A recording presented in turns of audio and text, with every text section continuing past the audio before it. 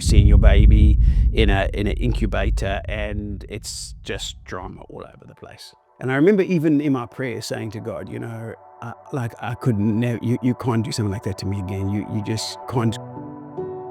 What sustains people when life plunges them into darkness and difficulty?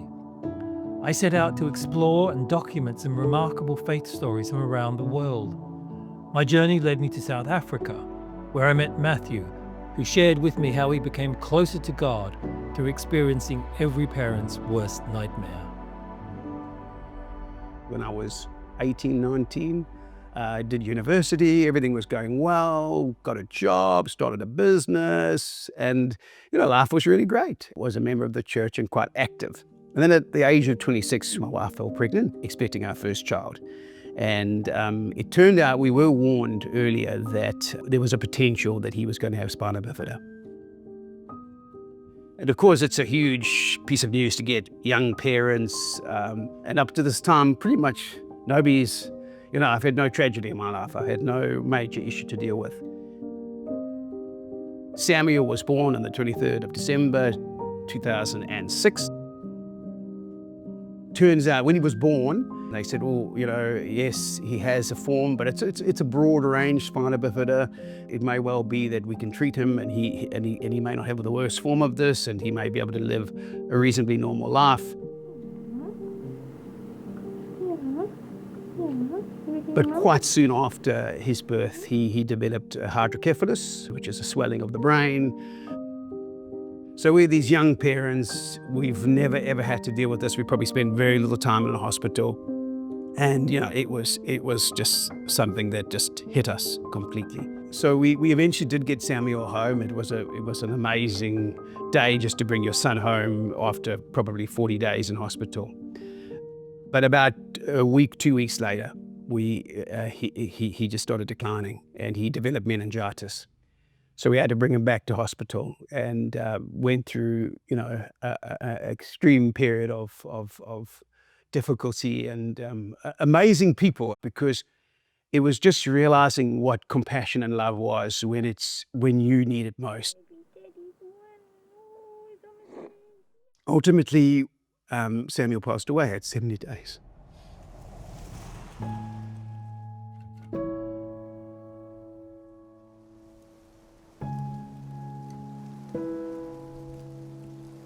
That completely changed our life. And I think one of the things it did when you lose your first child is that your perspective on what an issue is completely changed. I just had enough faith to get through that. And I remember even in my prayer saying to God, I could never, you can't do something like that to me again. I just had the reserves to get through this.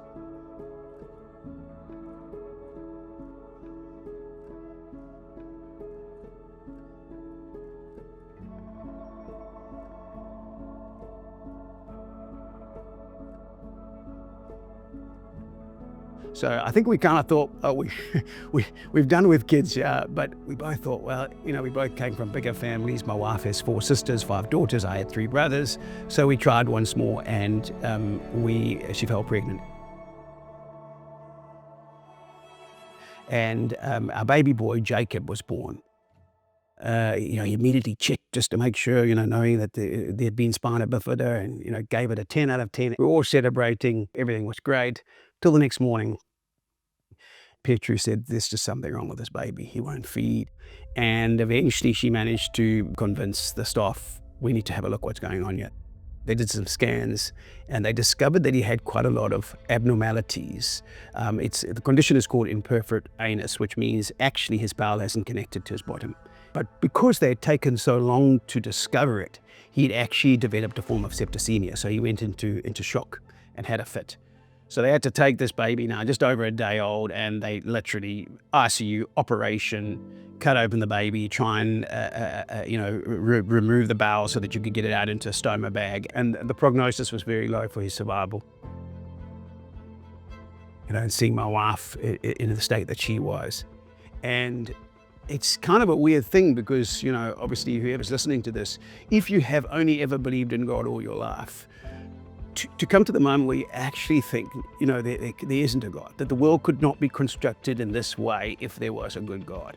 And I think it had been born out also out of my kind of, I wouldn't say it was a challenge, but my statement to God was, don't put me through this again. I had just enough reserves. I used the last deposits to get through what happened before. The weird thing is, having almost come to this point of believing there is no God, and it was this coldness. I can hardly describe it, because that's all I'd ever known, that there's God and He cares for me and He's a part of my life, and I'd been through this experience of His compassion and all that had surrounded me, and now suddenly that wasn't valid, it didn't exist. Wow, how did we get back here? On the way to the hospital that morning, I had purposefully been trying to get my mind off everything that was going on, and I put the radio onto the cricket commentary just so that could be what I was hearing. So went up to the hospital, had specifically this moment of absolute, meltdown. So a few hours later, get back in the vehicle, and just sitting there, absolutely just done. And the radio comes on automatically, and the voice basically says, do you know why you're going through this suffering? But it was like there was something at the back of the car. It wasn't like it was coming out the radio. And of course it wasn't. It was the radio running a program of talks. And he was actually dealing with the pathway of testing. That's what the series was called. So I've got about a 15-minute drive to my home, and I'm listening to the continuation of that discussion. And he's dealing with 1 Peter, where it talks about that we go through the fire for the testing of our faith, that it might be made stronger. And of course, this was now challenging where I had been before, where I said to God, your suffering actually removes the reservoirs of my faith. And, if I've got so little left that if you bring it on me again, I'm gone. But this is a complete change of thinking. This is like, the actual testing is there to actually grow your faith, not to diminish it. So I listened to it and I'm like, wow, okay, that timing has got my attention. So, but of course the radio show finishes. I sit in the car and then they say, we'll continue with the next episode in a week's time, same time. I'm like, I ain't got a week. What's more to be said here? And I find the tape cassette series is available from the USA. Now, let me order this. Probably I live in South Africa, 3 weeks to come, but I think it was no more than 4 hours later, I get a phone call. And these guys say, where's the gate? I say, well, they said, no, we've got your order of the tapes. So I said, what do you mean? I've just ordered this thing from a Christian group in the US. They said, yeah, we know that, but we do all of their material from a town called Hillcrest, which is just literally 10 kilometers up the road. And when we saw your address, we just thought we'd bring it down. C.S. Lewis said, God whispers to us in our pleasures and He shouts to us in our suffering. It is the megaphone of God.